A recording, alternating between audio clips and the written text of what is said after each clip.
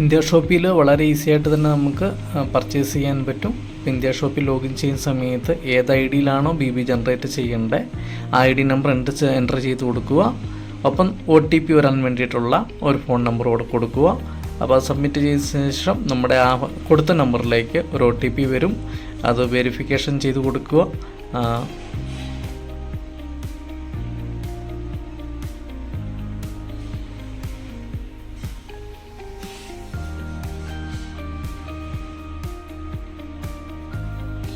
ഇതിൽ നിന്ന് standard delivery select ചെയ്യുക.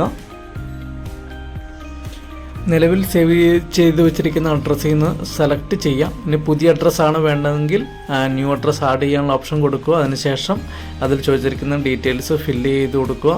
അങ്ങനെ നമ്മളതിൻ്റെ ഹോം പേജിലേക്ക് എൻ്റർ ചെയ്തിട്ടുണ്ട്. ഹോം പേജിൽ നമുക്ക് കാണാം നമ്മുടെ പിക്കപ്പ്സ് എവിടെയാണ് എന്നുള്ളത്. നമ്മുടെ പിൻകോഡ് അവിടെ കാണിച്ചിട്ടുണ്ട്.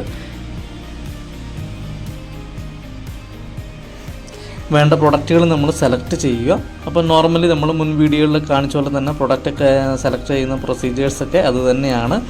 കൂടുതൽ ഡൗട്ടുള്ള ആളുകൾ മുൻ വീഡിയോസുകൾ കാണുക. അപ്പം നമുക്ക് ആവശ്യമായിട്ടുള്ള പ്രൊഡക്റ്റുകൾ നമ്മൾ സെലക്ട് ചെയ്യുന്നു. നമ്മളത് നമ്മുടെ കാർട്ടിലേക്ക് ആഡ് ചെയ്യുന്നു.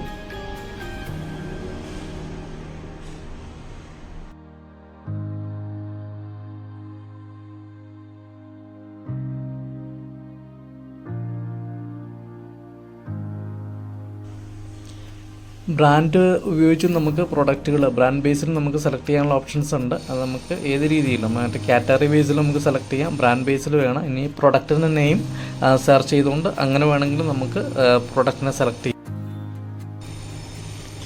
കാറ്റഗറിയൊക്കെ നമ്മുടെ സെർച്ച് മെനുവിൽ കൊടുത്തിട്ടുണ്ട്. സബ് കാറ്റഗറീസ് കൊടുത്തിട്ടുണ്ട്. ഡെൻ്റൽ കെയർ, ഓറൽ കെയർ, അങ്ങനെ ഓരോ സെക്ഷനായിട്ട് തന്നെ ഇതിനകത്ത് കൊടുത്തിട്ടുണ്ട്. ഹോം കെയർ അങ്ങനെ നമുക്ക് വേണം, അഗ്രോ കെയർ ഇങ്ങനെ നമുക്ക് വേണമെങ്കിൽ ആ ഒരു കാറ്റഗറി ആയിട്ട് നമുക്ക് പ്രൊഡക്റ്റിനെ സെലക്ട് ചെയ്യാം.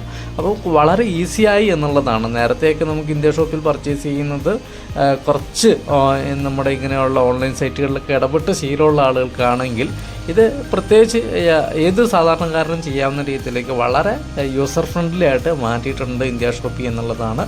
അപ്പോൾ നമ്മൾ ഇതിനകത്ത് തന്നെ നമ്മുടെ ഓരോ പ്രൊഡക്റ്റ് ആഡ് ചെയ്യുക. അപ്പോൾ അതിനകത്ത് നമ്മുടെ ബില്ലിങ് കാണിക്കുന്നുണ്ട്.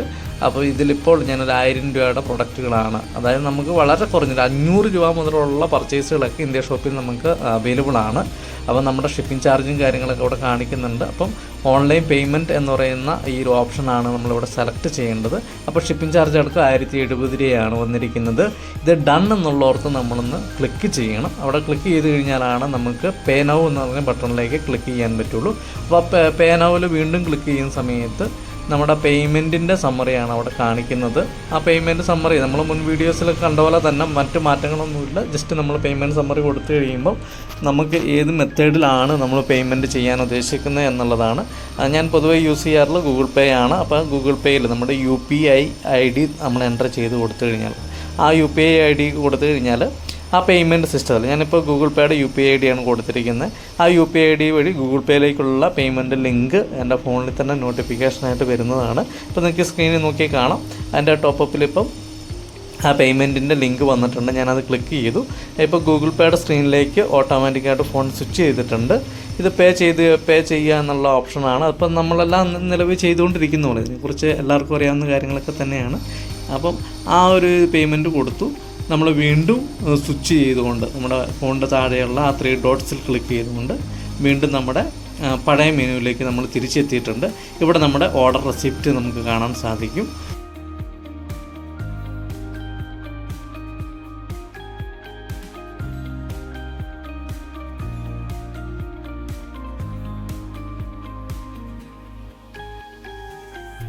നമ്മൾ എൻ്റർ ചെയ്തിരിക്കുന്ന ID നമ്പറും മാറിപ്പോയി. നമുക്കത് ചേഞ്ച് ചെയ്യണമെന്നുണ്ടെങ്കിൽ നമുക്കിതിനകത്ത് തന്നെ ലോഗൗട്ട് ചെയ്യാതെ തന്നെയുള്ള ഓപ്ഷനുണ്ട്.